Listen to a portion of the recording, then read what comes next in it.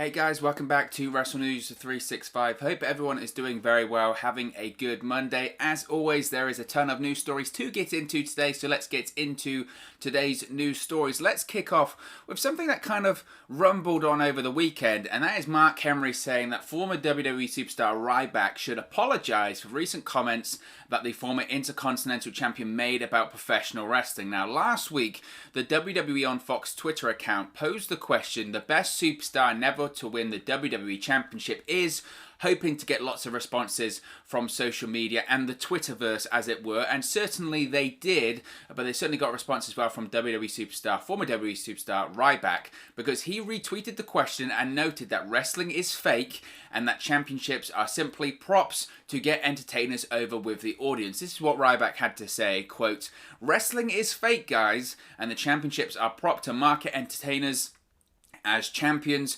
Nobody has ever actually won or lost a prop, as scripted physical entertainment is incapable of that. This tweet explains so much, though, that your TV deal with them all the time." Now, this is certainly interesting, isn't it, from Ryback?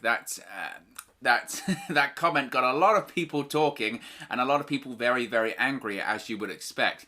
Now, of course, Ryback, if you're not familiar, he signed with WWE back in 2005. He worked with the company until 2016, winning the Intercontinental Championship on one occasion. Now, as I mentioned, it drew the ire of various former WWE superstars, fans, or everyone in general that really saw that comment. But one such name that was certainly not too pleased by Ryback's comments was WWE Hall of Famer Mark Henry, and he had some strong words to say during his appearance on Busted Open.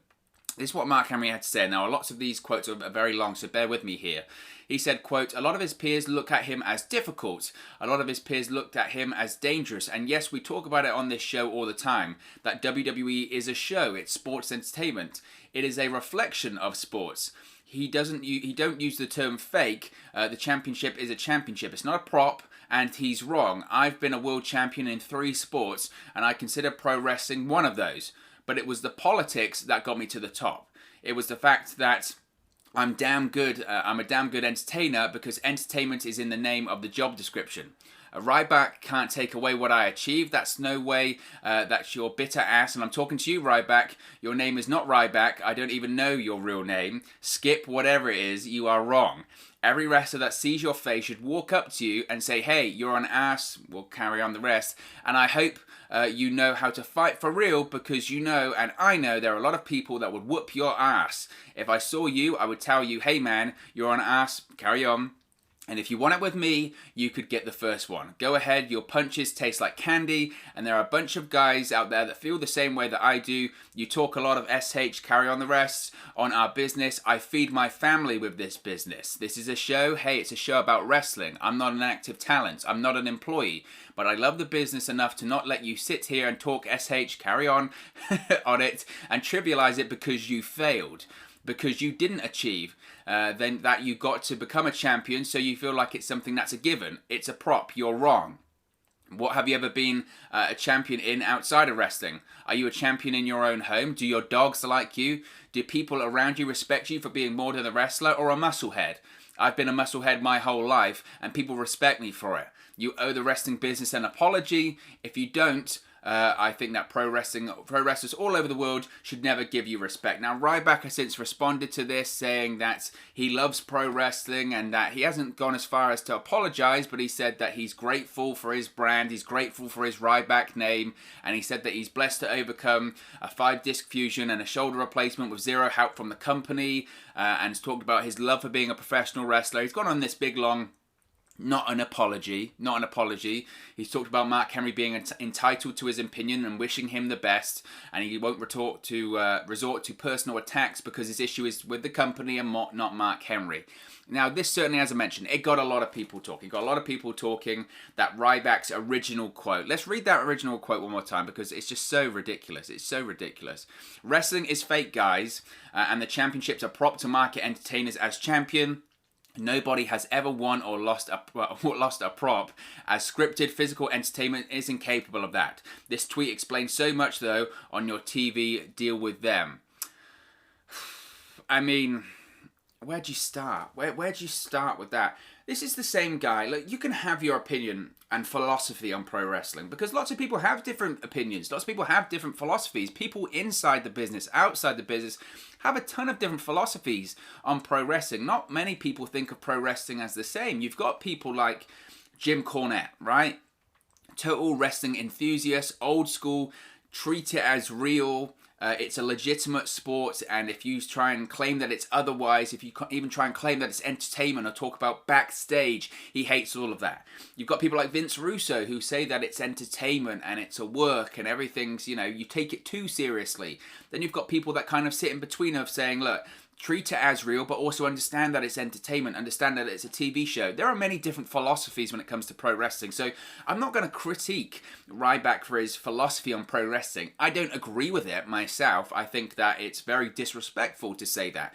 What I will say about pro wrestling is in this weird bubble in the sense that they want to be two things. They want to be treated like a sport, and they want to be perceived as being legitimate. But at the same time, when that legitimacy gets too close, when there are scandals, when there is heat put on, they very much like to quickly say, but we're entertainment, we're not sport, we're entertainment, so we shouldn't adhere to the rules of sport. So that's the thing, in my opinion, when it comes to professional wrestling. I consider it sports entertainment, that's my opinion. That's not really true. I consider it as entertainment. I consider it as pro wrestling. I'm not massive on the term sports entertainment, in fairness. But I think that's the thing there. I think the thing that frustrates me the most about this Ryback comment isn't the fact that he used the word fake and all that kind of stuff, because as we all know, pro wrestling is not fake. You do not get those injuries in a fake environment. You don't get broken necks. You don't get sometimes death inside the ring in a fake environment. You just don't. So I don't like the term fake because it's not. I think what frustrates me the most when it comes to this Ryback comment is the sense that this is a guy that ever since he left WWE has been moaning and crying and complaining about people like John Cena not putting him over or CM Punk not putting him over. So he can say, oh, it's just a prop, and it's only a prop to market a superstar, it's only a prop to market a talent. But he's the same guy saying John Cena should have dropped the WWE Championship to me, and it's not fair that he didn't, and he didn't make me a star. Well, you can't have it both ways. If you're saying it doesn't matter and it's just a prop, yet you're complaining that you didn't get said prop from John Cena, what is wrong with you? What is wrong with you? And I think when it comes to Ryback, since his post-WWE career, look, he can talk about WWE smearing him, and they can say, oh, WWE, they're suppressing me on Twitter. I see that a lot. They're suppressing me on Twitter, and I've got 1 million followers. Now I'm not verified, and this and that, and this and that, and he has this big axe to grind against WWE. Get over it. Get over it. That's the best retort to that, is get over it. This is a guy he can also say as well about WWE pro wrestling being fake and all of these props and all this kind of stuff. This is a guy, whenever he has had a match on the independent scene, and he hasn't had many, I think he's had like 5 or 6 or something like that. Certainly, I think it's under 10. Every independent match he's had, he's won. He's never done a job on the indie scene. But pro wrestling's fake, and it's all about props, and it really doesn't matter in the grand scheme of things. Do me a favor, Ryback. Do me a favor. So I saw those comments and I just shook my head, because you know what the reaction you're going to get, and maybe that's why. Maybe that's why Ryback did it. He is getting suppressed on Twitter, and he is less relevant now than he's ever been. Maybe he's just trying to get people to look at him. Please look at me. I'm Ryback. I'm still over here. Remember me? People have moved on. He should move on too. Okay? And he made a lot of money in this business. Maybe not as much as he wanted, but he made a lot of money in the pro wrestling business. It doesn't seem like a wise idea to bite that hand that has fed him for so long. Just my opinion on that one. Let's move on and talk about the WWE Hall of Fame, because we have some news about this year's WWE Hall of Fame ceremony. Because, of course, WWE recently announced the dates for WrestleMania 37 as April 10 and April 11 at Raymond James Stadium. Now, while ticket announcements and safety protocols are to be announced in the future, there is no word yet on other events such as the WWE Hall of Fame.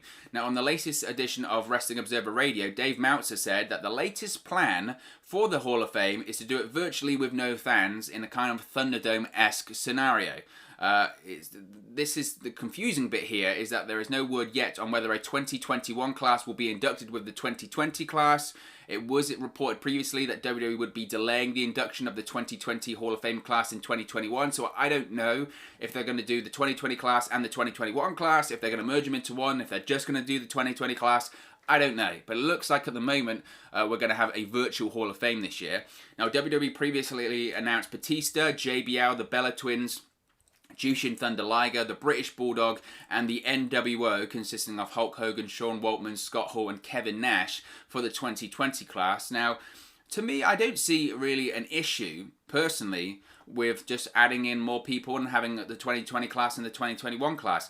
The whole thing is very unprecedented, right? The whole thing of this whole pandemic is very unprecedented when it comes to pro wrestling, right? So I don't think, is anyone going to be massively complaining if we don't have a 2021 class? I don't know. I really don't know. I think we'll be glad to have a Hall of Fame.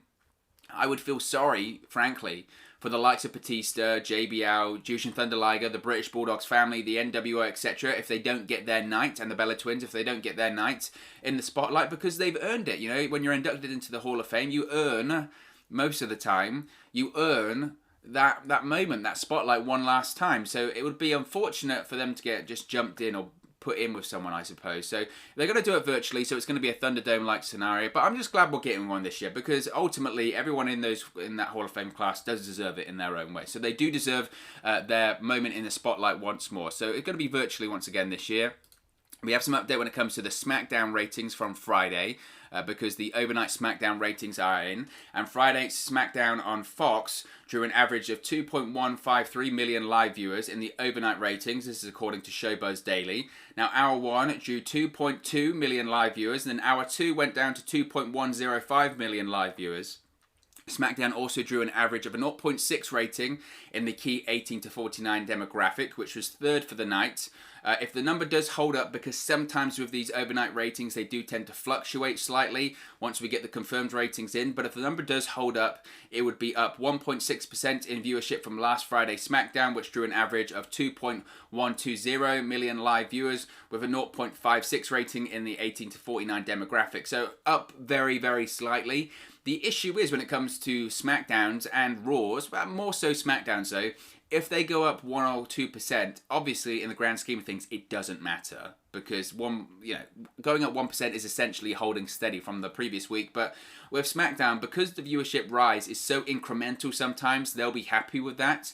I think the most important thing when it comes to ratings in general, and I've said this about Raw, so it's nothing new here when I talk about SmackDown, is that you can look at it week to week, and that is important, but you have to look at the overall trend. And the overall trend is that they are down from last year. Television is down from last year, unless you're a cable news network. That's just the difference. So SmackDown, once again, if you put the ratings aside, it was a good show, I thought. And SmackDown, look, SmackDown's just a very enjoyable show to watch. It is a very enjoyable show to watch. To me, it's just crazy at this point that this is the same company that makes Raw and SmackDown, because it feels like two completely different companies. You have the chaos of the 3-hour Raw, and just sometimes the bad storytelling and the boring show and just the sheer lunacy of that program sometimes. Of Triple H is coming out and then he's going to have a match that's like 2-3 minutes, but it's not really a match, it's a brawl, and he gets out a sledgehammer and his sledgehammer's on fire, and then Alexa Bliss appears and throws a fireball in the face of Randy Orton, and there's Drew McIntyre's not appearing, and there's so much chaos, and hours 2 and 3 are being rewritten during hour 1, and then you've got SmackDown, which seems relatively smooth. I mean, I'm not saying it's completely smooth, because it's probably not, but it's relatively smooth. You don't hear hardly any of the same stories that you hear about Monday Night Raw, and it's just a much easier and more palatable program to watch and digest. It just feels like different companies. It feels like on Raw, or Monday nights rather, you're watching Nitro, WCW, and Friday nights on SmackDown you're watching, old school WWE, where it's more easier to watch and there's less chaos. Not completely void of chaos, but certainly less of it. So that's the issue when it comes to SmackDown ratings right now. Let's talk about NXT, since we're talking about WWE as well. And Adam Cole has said there is no debate that NXT is part of WWE's main roster. I wonder what we think about this one. Because Adam Cole believes there is no longer any debate that NXT is part of WWE's main roster and not just a developmental brand to prepare WWE superstars for Raw or SmackDown. Now, Cole stressed this view while replying to a fan on Twitter who wrote that the former NXT champion could advance to the main roster this year. This is what Adam Cole had to say. In response, he said, quote, "NXT is main roster, no debate, end of story." In his initial tweet, Cole reassured fans that the Undisputed Era will continue to dominate NXT in 2021. like they have since their arrival in August of 2017. He said, quote, hashtag Undisputed Era has run NXT since we've arrived. 2021 will be no different. Enjoy the ride, boys and girls. And then added all of the members of the Undisputed Era. Now, of course, in recent years, NXT superstars have participated in main roster events such as the Royal Rumble match, traditional Survivor Series elimination matches. Of course, they actually technically had a match last year at WrestleMania 2. However, they've never been included in any of the draft pools for any of the WWE drafts. Now, I must say, Adam Cole can say there is no debate that NXT is part of the main roster, but flat out, frankly, I disagree, because that is totally not the case. If NXT was part of the main roster, they wouldn't have their superstars be continually called up to Raw and SmackDown. You wouldn't have guys like Damian Priest and Rhea Ripley finish up with NXT to go to Raw and SmackDown. You wouldn't have, when WWE is struggling, them desperately go, we need some NXT superstars. You wouldn't have Daniel Bryan desperately pleading for call-ups to SmackDown too. NXT is not the main roster. If NXT was the main roster, Vince McMahon would have a hand in it. He doesn't have a hand in it. Once those superstars go from NXT to WWE, Vince McMahon changes them completely because he doesn't like what they're doing in NXT. And you can't tell me otherwise. Because if Vince McMahon was happy with what was going on in NXT, when these superstars would call up, he wouldn't do anything. He would say, look, they're perfect the way they are. Every single superstar, when they're called up from NXT to the main roster, they are changed. And he'll use reasons like, oh, they need to be changed for a wider audience. We cater to a different audience here. This is different. This is slightly different. Blah, blah, blah. If it's different, it tells you it's not the main roster. Vince McMahon isn't happy with NXT. He's not. Because he wouldn't be continually making the changes to all of the superstars that get called up to the main roster. And I know Triple H doesn't like to use the term called up, but that's what it is. They are still called up. They still get requests from Vince McMahon to have these superstars on Raw or SmackDown. Triple H can say that we have a system in place where they have to be finished up with their storylines, then they can go to Raw or SmackDown. They get called up. NXT is still considered developmental. The only time which they weren't really considered developmental was right at the start of the Wednesday Night Wars in 2019. They moved to USA, and it kind of felt like that WWE legitimately was treating NXT as a full-fledged third brand. It felt like that. There was some crossover with the main roster, and they promoted it on the TV shows, and there was lots of talk that NXT was on an equal footing. You had them being involved in Survivor Series and all that kind of stuff. That was when NXT truly did feel like a third brand. But in 2020, they just totally again turned into developmental. That's absolutely what they are. Now, obviously, the pandemic did play into that. I know at the moment they're definitely getting kept separate from Raw and SmackDown for a variety of issues. The biggest being that, look, the people in NXT are only tested once a week or maybe twice a week. People on Raw or SmackDown are tested before every single event. They're tested way more often, and frankly, the conditions in the Performance Center are not as safe as they are at Tropicana Field or the Amway Center. That's just how it is. That's how it is. So NXT is being kept purposely separate from Raw or SmackDown, and maybe that has factored into why NXT has kind of turned back into developmental. But they're developmental. It's absolutely what they are. Until you have way more crossover and have NXT be involved in the drafts and have stars from Raw or SmackDown be taken back to NXT, which we just don't see. We don't see. You can say, well, what about Finn Balor? Okay. What about Breezango? That's like 3 people. Come on. You know, until there is legitimate, proper crossover, until they're treated like a third brand on the main roster. They're not the main roster. They're still developmental. Now, I know there are these stories about there being an NXT for NXT soon, Gabe Sapolsky having his own developmental system. Maybe that will turn NXT into a fully fledged third brand and a main roster level brand itself. But they're not. That's Adam Cole doing strong PR representing NXT. It's not the case. They're not the main roster. They're just not. Talking about SmackDown though, I don't want to talk about SmackDown. I want to talk about the 8K cameras that were used this past week. How fantastic were the 8K cameras used for this week's SmackDown on Fox episode? Now, WWE shot the entrances for this last week's SmackDown on Fox episode with new 8K cameras. The WWE on Fox Twitter account and Sports Illustrated noted that WWE upgraded camera work was due to WWE using the 8K cameras that Fox have been using for recent NFL games. the 8K camera upgrade was a big hit with fans on social media during the show this past week, with many commenting on how better the entrances looked with the higher resolution. Now, I have to say, that picture really doesn't do it justice. I tried to find a good picture. I really tried to find a good picture, and that really doesn't do it justice, which is so frustrating. But those 8K cameras were awesome. Now, I was just watching in standard HD, so I don't even know what it would have looked like in 4K or anything like that. But even in standard HD, just the visual alone, it was like portrait mode on an iPhone, if you're familiar with that, where you have just the front person in focus, and then behind him, it's not blurred. It's not necessarily blurred. It's just slightly out of focus, but the front person, so Roman Reigns in that picture, is so in focus and so crisp. It just looked fantastic. And this is what I've been saying. This is what I've been saying about Raw and WWE in general. As WWE shoots the show, and the production of WWE is fundamentally the same since 1999-2000. It still has the Titantron, the entrance ramp, single camera setup, especially in the backstage segments. Obviously, they've got lots of cameras around the ring and all that kind of stuff, but essentially, it's the same production. And stuff like this is how you evolve. This is how you come into the 21st century. This is how you... Imagine you were flicking around the channels and you saw that. You go, man, that's cool. I don't remember pro wrestling being like that. That's cool. Stuff like that grabs people's attention. So I really enjoyed, like everyone else, the 8K cameras this past week. I thought they looked great. Hopefully they'll use them more. As far as using them on Raw, I doubt it, considering they're Fox's cameras. But I would assume if they're Fox's cameras, WWE are probably testing them out and using them, and they say, you know what? They're good, they're cool, let's buy our own. Because WWE's not afraid to invest in production if they think it's worthwhile. Now, over the years, they have sort of cut back a bit. I remember when suddenly now, or even now, isn't it? Everyone's got the same Titantron, and it's a bit like...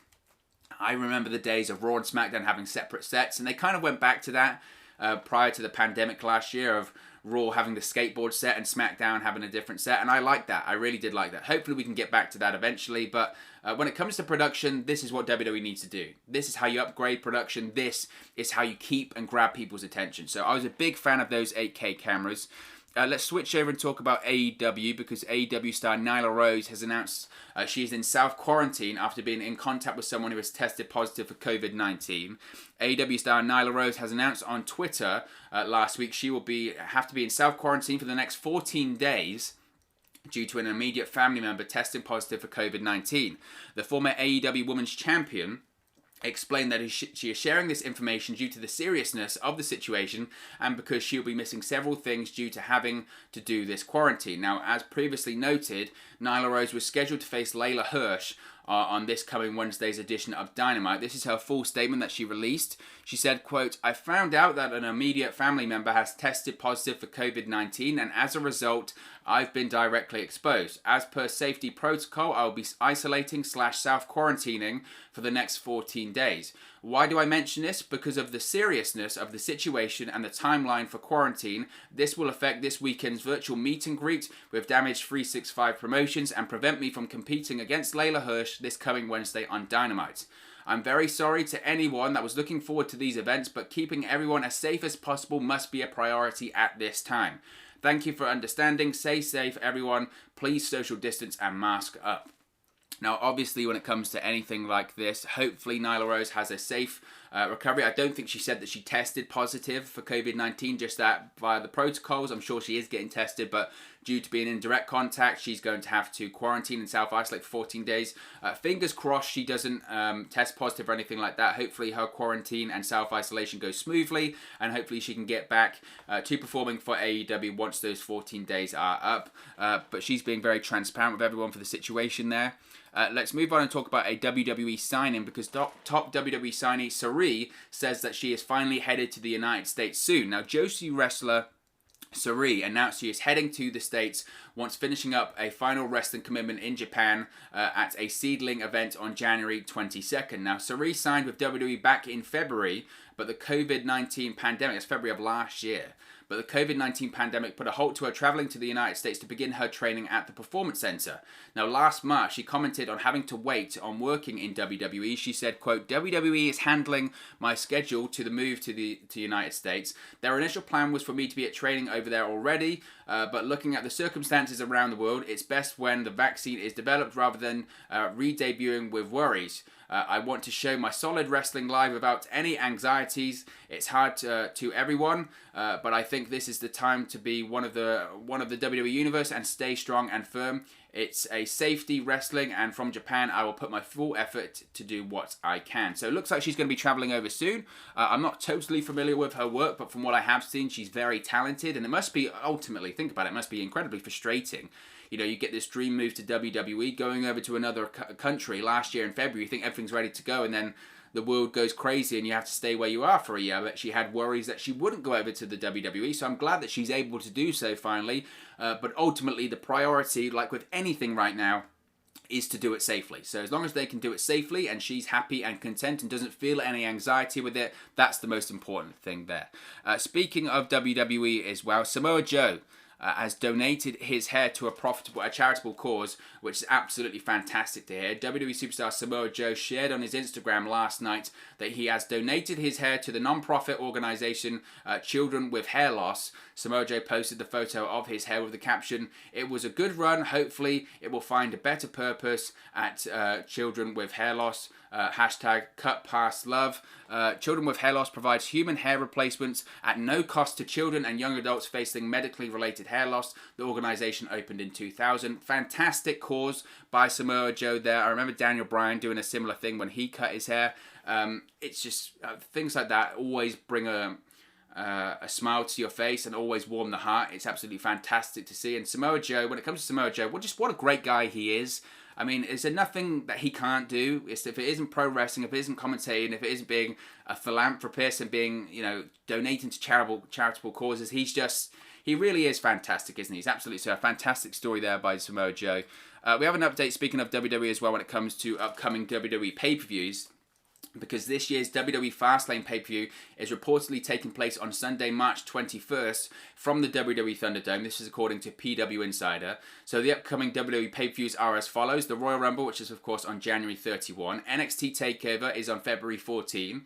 Elimination Chamber is on February 21. Fastlane is on March 21. Then we have the two-night WrestleMania 37. Night 1 is on April 10 and WrestleMania Night 2 is on April 11. As confirmed by WWE over the weekend, WWE's WrestleMania 37 will be a two-night event this year, whereas WrestleMania 38 will take place in Arlington, Texas at AT&T Stadium on April 3rd, 2022, and WrestleMania 39 will take place in Los Angeles, California at SoFi Stadium on April 2nd, 2023. So there we have some updates. It's going to be a very packed schedule, as always, as we head into WrestleMania season. It looks like it's going to be slightly less interrupted than as it was last year, of course, with the big opening of the pandemic, as it were. So that's the situation when it comes to WWE's latest pay-per-view schedule. And finally, we have some nice interaction between a WWE superstar and an AEW talent, because WWE superstar Bayley and AEW star Dr. Britt Baker debuted their new talk shows last week on their respective programs. While Bayley introduced WWE fans to Ding Dong Hello on Friday Night SmackDown,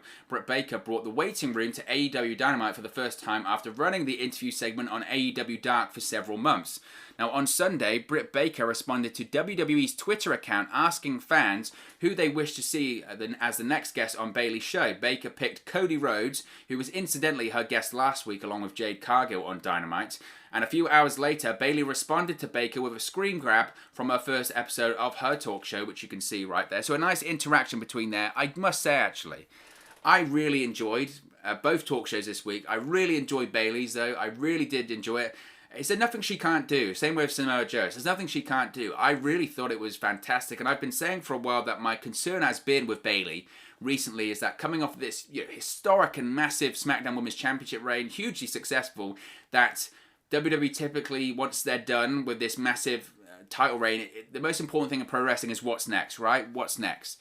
And it kind of felt like for a little while they didn't know. Bayley comes out of this title reign, she loses to Sasha Banks. What next? There was nothing for her. She calls herself the captain of SmackDown, all this kind of stuff. It's a bit like, what's the plan? Where are we going next with her? Now she's got this talk show and she's even more entertaining than she was previously.